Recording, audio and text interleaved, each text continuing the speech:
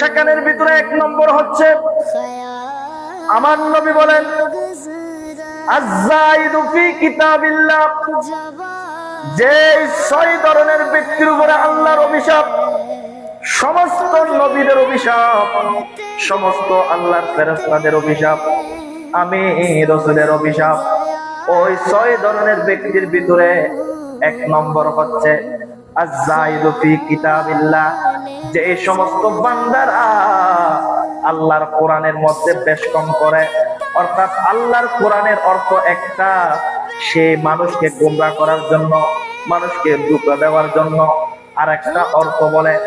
আল্লাহর কোরআনের অর্থকে বিকৃত করে, আল্লাহর কোরআনকে বিকৃত করে ওই সমস্ত ব্যক্তিদের উপরে আমার নবী বলেন আমার আল্লাহর লানত, আমি রাসূলের লানত, সমস্ত নবীদের লানত, আল্লাহর সমস্ত ফেরেশতাদের লানত।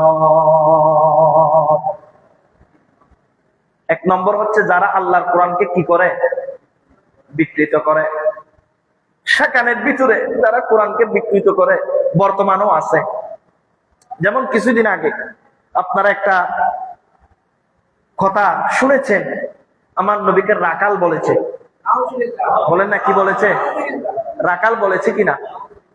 এবার এটা আল্লাহর কোরআনকে, ওনাকে ভালোবাসে যে অনেক মানুষ আছে না, আমি তাদেরকে অনুরোধ জানাবো আমার কথাটা মনোযোগ দিয়ে শুনেন। ভালোবাসেন ভাই, অসুবিধা নাই।